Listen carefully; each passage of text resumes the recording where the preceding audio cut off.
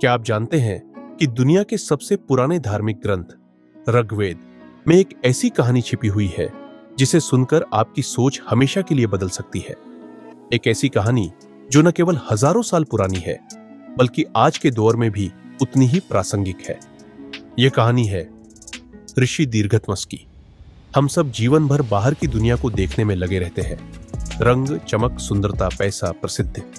हम अपनी आंखों पर भरोसा करते हैं और सोचते हैं जो दिखता है वही सत्य है।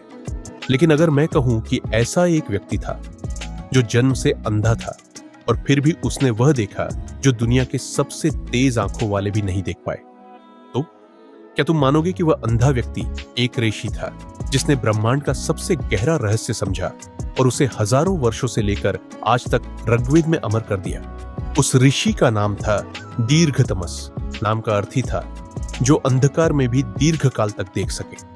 लेकिन यह कोई कहानी नहीं है किसी चमत्कारी बाबा की। यह कथा है उस समय की जब ज्ञान, अनुभूति और मौन ही गुरु थे, जब शब्द सिर्फ सूचना नहीं, ऊर्जा थे। ऋषि दीर्घतमस के बारे में कहा जाता है कि वे गर्भ से ही अंधे थे। उन्होंने कभी सूरज नहीं देखा, चांद नहीं देखा, फूलों का रंग नहीं पहचाना, नदियों का बहाव नहीं देखा, लेकिन उन्होंने देखा अंदर का सत्य। गांव के लोग उनका मजाक उड़ाते। बच्चे कहते, अरे ये तो अंधा है, ये क्या देखेगा। लेकिन दीर्घतमस चुप रहते क्योंकि उन्हें दिखता था।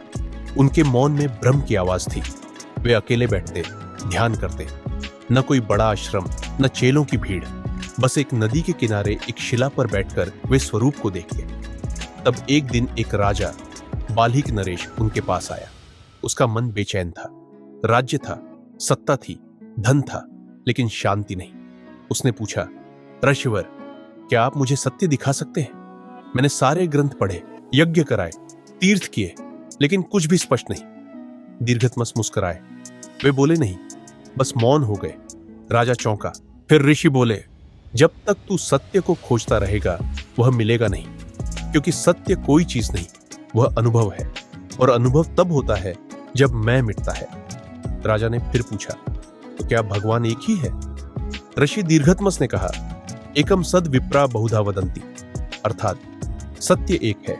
ज्ञानी उसे अलग अलग नामों से पुकारते हैं। कोई उसे इंद्र कहता है, कोई अग्नि, कोई यम, कोई वायु, लेकिन जो सत्य है वह किसी नाम में नहीं बनता। तब राजा समझ गया, सत्य को देखने के लिए आंखें नहीं, दृष्टि चाहिए, और वह दृष्टि बाहर नहीं, भीतर मिलती है। हमारा सबसे बड़ा अंधकार हमारी आंखों में नहीं, हमारी दृष्टि में है। जो बाहर खोजता है वह भ्रम में भटकता है, जो भीतर जाता है वह दीर्घतमस बनता है। यह कहानी केवल दीर्घतमस की नहीं है, यह हमारी भी कहानी हो सकती है।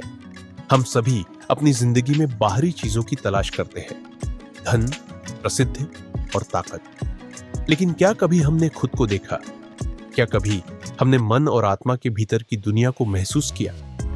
ऋषि दीर्घतमस ने कभी आंखें नहीं खोली, लेकिन उन्होंने सभी बंधनों से मुक्त होकर ब्रह्म का अनुभव किया। उन्होंने मौन को वाणी बना दिया और अज्ञान को आत्मज्ञान में बदल दिया। उनके सूक्त आज भी ऋग्वेद के पहले मंडल में दर्ज है। उनके शब्दों में वो गहराई है जो किसी भी समय में सत्य की ओर इशारा करती है। क्या आप भी अपने भीतर के सत्य को महसूस करना चाहते हैं? क्या आप भी बाहरी दुनिया से बाहर अपनी आत्मा की गहराई में जाकर उस शांति को पा सकते हैं? ऋग्वेद में दी गई यह अद्भुत शिक्षा आज भी हमें यही सिखाती है, सत्य बाहर नहीं बल्कि भीतर है। अगर यह कहानी आपके दिल तक पहुंची हो तो इसे जरूर शेयर कीजिए, क्योंकि ऐसे ऋषियों की वाणी आज भी हमें जगाने के लिए ही लिखी गई थी। लाइक कीजिए, कमेंट में मैं सत्य को देखना चाहता हूं लिखिए, और हमारे चैनल को सब्सक्राइब जरूर करें, क्योंकि हम लाते हैं आपके लिए वो बातें जो आपको बाहर नहीं, भीतर देखने को प्रेरित करती है।